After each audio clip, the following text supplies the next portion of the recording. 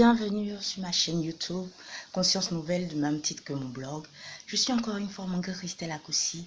Voilà, je suis très heureuse de vous retrouver aujourd'hui. C'est vrai, j'ai pris beaucoup de temps pour faire une troisième vidéo. Oui, c'était dû aux différents projets que j'ai et tout cela doit être coordonné, tout doit être travailler, retravailler. C'est ce qui fait que ça a mis beaucoup de temps avant que je réagisse. Mais comme on dit, jamais 203. S'il y a eu un deuxième article, là, il y aura un troisième article. Et le troisième article sur mon blog, ce fut le 21 juillet, c'était sur prenez courage en tout temps. On pouvait aussi dire aussi en toute chose. Parce que si on se réjouit du peu qu'on a, et si on sait apprécier le peu qu'on a, lorsqu'on en aura un peu plus, on verra aussi la joie que ça procure. Donc j'aurais dû à l'époque rajouter en toute chose aussi. Bon, on va le faire en tout temps. Et tant mieux, ça sera moins long. Oui, j'espère que vous allez très bien. Moi, je vais très bien quand je prends mon thé. Voilà, je ne peux commencer. Donc, let's go. Courage en tout temps. Pourquoi prendre courage en tout temps? Il y a 2-3 jours de cela, j'avais, comme on dit, le mal de vivre. J'avais cette sensation de mélancolie en moi. J'étais un peu découragée, j'avais pas envie de faire une vidéo, d'écrire sur mon blog. Oh, j'étais un peu mal dans ma peau, on peut le dire. Ça arrive à tout le monde. Et un membre de ma famille me racontait une histoire bien étrange. Bon, normal en Afrique. Je ne pouvais pas rentrer dans les détails pour ne pas brusquer certaines familles qui se reconnaîtront dans cette histoire. C'était une histoire de sorcellerie dans une famille. Et cela a conduit, celle qui a été désignée comme sorcière, a perdu la vie parce que indexée comme sorcière dans la famille, elle qui est à la base du malheur des autres, elle a piqué une crise et les jours qui ont suivi, elle est décédée. Et lorsque ce monde de la famille m'expliquait cela, je me suis dit au fond de moi, si cette famille avait changé de mentalité, avait voulu prendre conscience d'une certaine réalité de vie qu'il faut avoir de nos jours en tant qu'Africains, ils n'auraient pas stupidement indexé les autres êtres à la base de leur malheur. Et la dame sans doute aurait vécu 2 ou 3 jours de plus dans sa vie et ne serait pas décédée de la façon la plus stupide du monde. Et cette histoire folle m'a permis de me remettre moi-même en question, pour me dire, mais Christelle, tu as une mission à accomplir. Si tu avais agi, si tu t'arrêtes là, tu t'arrêtes et que tu ne veux plus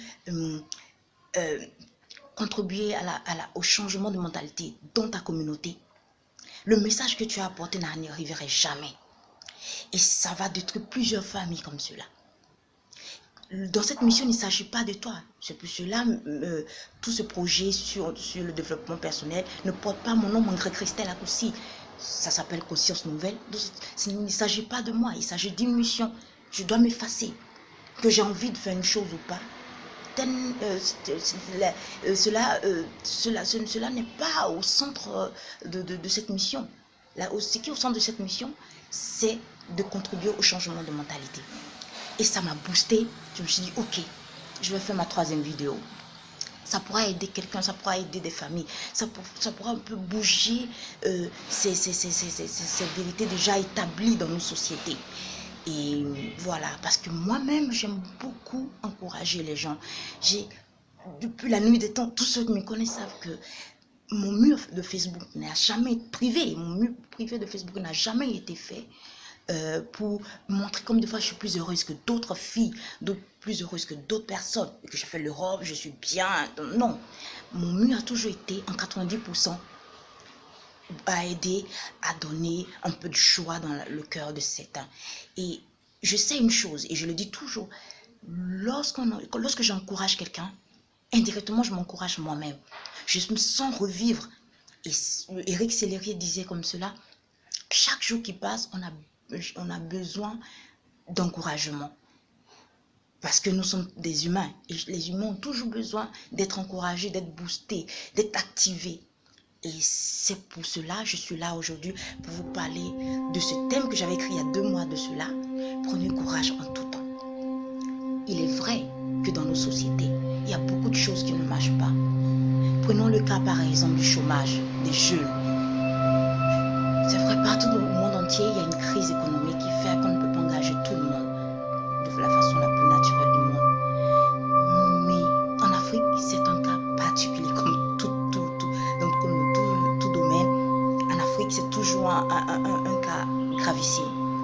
Et j'ai eu le privilège, le courage de voir, de le remarquer, d'apprécier, d'analyser le monde de l'emploi en Afrique, précisément en Côte d'Ivoire. Il est vrai qu'il est difficile pour un jeune au jour d'aujourd'hui d'avoir un emploi stable, un emploi qui paie bien, un emploi dans le domaine d'activité dans lequel l'on a fait ses études et l'on est censé travailler. Je sais la difficulté qu'il y a. Je sais aussi que même quand on a un travail, c'est en fait pour on recherche une certaine sécurité, mais la sécurité n'y est pas. Les gens qui travaillent vivent dans la peur, ils ne savent plus où donner de la tête.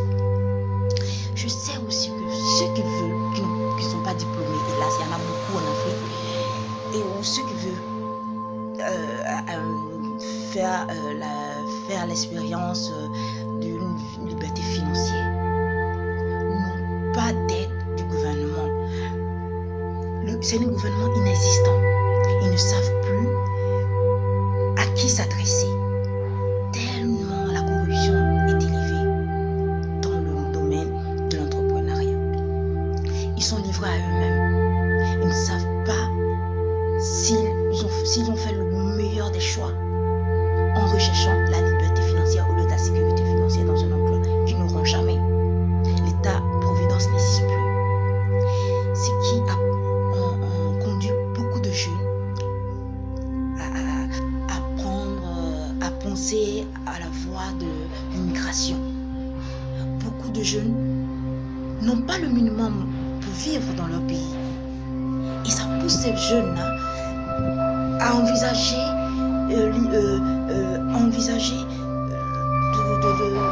la vie en Occident, envisager à prendre le large. Il y a un jeune homme qui me disait que quand il allait dans les années 90, en fin des années 90 au Maroc, il n'y avait pas autant de jeunes ivoiriens. Mais de nos jours, tu pars au Maroc, il y a un nombre incalculable de jeunes africains, ivoiriens qui y vivent. Beaucoup d'entre eux espèrent prendre le large, passer de l'autre côté. L'immigration est devenue une immigration forcée. Les jeunes ne savent plus quoi faire dans le pays. Donc la seule chose qui reste pour eux, c'est de prendre le large, tenter l'aventure en Occident au risque de leur vie. Ce tableau si triste, est encore renforcé par celui du mariage. C'est vrai que ça touche les hommes, mais la plupart des femmes en Afrique espèrent trouver l'homme, l'âme sœur, l'homme de leur vie. À quand ma victoire? Quand est-ce que je vais quitter enfin la maison familiale? L'âge passe et l'anxiété, la peur prend place. Et je vois beaucoup de jeunes filles dans les veillées de prière tomber en transe parce qu'elles ne savent plus comment faire pour avoir une vie normale de femme. Et celles-mêmes qui ont pu rencontrer l'homme de leur vie ont du mal de plus en plus à enfanter, ont du mal à faire des enfants. Et l'infertilité est difficilement vécue par la femme que par l'homme. Parce qu'on sent le poids de la société, on sent le regard et la pression de la belle famille. Et tu vois des femmes à l'église qui sont en pleurs.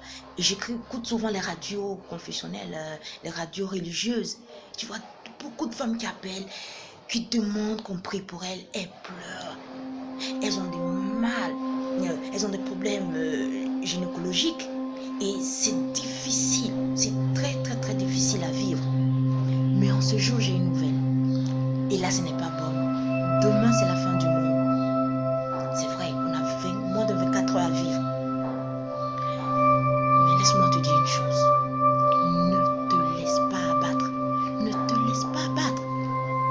Lorsque je t'allais passer quelques jours en Espagne, il y a un papa qui disait là-bas que lorsqu'on vit, tant qu'on vit, on a le temps de tout faire, de tout accomplir. Et même s'il reste moins de 24 heures à vivre, prends courage. Prends courage. Je suis une personne, tous ceux qui me connaissent dans la vie privée savent que je suis passionnée de foot. Et dans un match de foot, il y a deux équipes qui s'affrontent durant 90 minutes. Et durant 90 minutes, il peut arriver qu'une équipe pense qu'elle a la victoire. Et on commence à voir l'équipe, les supporters de l'équipe qui a l'avantage sur l'autre se réjouir, se moquer des autres supporters de l'équipe qui semble être battue. Et l'équipe qui semble être battue regarde le tableau d'affichage, les minutes qui s'égrènent, le temps qui passe. Regarde dans les tribunes leurs supporters en train de déserter la place. Et ils regardent leur coach qui est en train de chercher une solution à réorganiser l'équipe. Et les autres joueurs de l'équipe qui est presque portée perdante, regardez leur capitaine qui leur fait un signe de la main. Courage. Tout se passe dans la tête, votre mental. Et d'une fraction de seconde, l'équipe qui semblait être battue retrouve une certaine force dans les pieds et marque le but de l'égalisation. Et puisqu'il reste des 3 minutes ou des minutes additionnelles, on voit que l'équipe qui semblait gagner est rattrapée. La prolongation se fait. La prolongation est faite, pardon. On part au tir au but et l'équipe qui semblait perdre à la victoire remporte la coupe. Incroyable, mes frères, et ça se passe dans beaucoup de stades dans le monde entier. On vit toujours ce genre de scénario. Et c'est comme ça la vie d'une personne. Tu penses durant des années, les années s'égrènent, l'âge passe, s'égrène. Tu passes d'échec en échec. Tu regardes le tableau de ta vie et c'est un tableau sombre. Tu regardes autour de toi, tes amis, ta famille, tout le monde se moque de toi. Tout le monde déserte ta vie. Tu regardes ton coach, qui est souvent ton prêtre, ton imam, un ami de la famille, tes parents, peu importe, quelqu'un qui essaie de t'aider à trouver une autre solution dans ta vie. Tu regardes le capitaine de ta vie, si tu crois en Dieu, ou en ta force, qui te dit, tout te passe dans la tête. Ton mental fera la différence. Et c'est vrai, ton mental fera la différence. Et d'une façon ou d'une autre, et par la force des choses, une porte s'ouvre et tu vas de gloire en gloire. C'est comme cela, tu dois voir ta vie comme un match de foot. Tu ne te laisses pas abattre.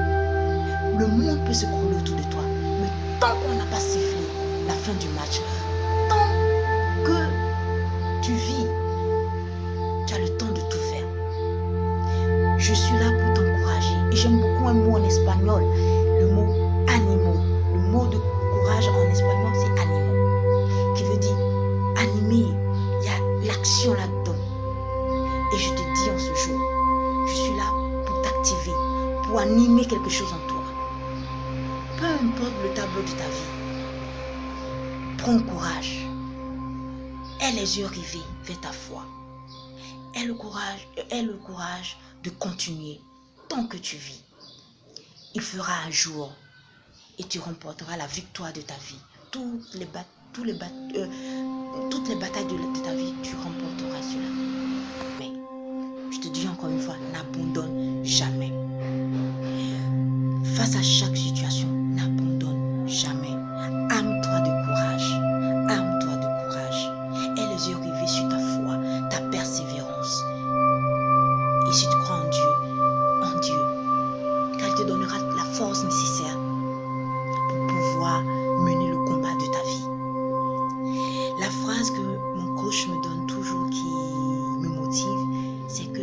solution, Christelle, dans la vie de quelqu'un. Toi qui m'écoutes, tu as une solution dans la vie de quelqu'un. N'oublie jamais cela. Et lorsque tu sauras que tu es une solution dans la vie de quelqu'un, cela te donnera un certain courage à affronter toute situation, peu importe la difficulté qui se trouve devant toi, qui te fait face, à t'armer de courage et à vaincre et à remporter toutes les victoires de ta vie, peu importe le temps que ça prendra. Voilà le message que j'ai à apporter en ce jour. Je vous remercie énormément de me suivre et je vous dis le prochain article sera ça sera l'article numéro 4. C'est un article que j'aime beaucoup. Je dis toujours mon article le plus préféré. L'article préféré, c'est avoir une attitude responsable, signe d'un pas vers la maturité. En fait, c'est un article qui montre, qui met le doigt sur le changement de mentalité dans notre société. C'est l'article principal et c'est pourquoi j'aime beaucoup cet article. Et je suis impatiente maintenant de faire la vidéo de cet article là sur mon blog. Et voilà, je vous dis, et l'article numéro 5, ça sera Femme, aime-toi et le ciel t'aimera.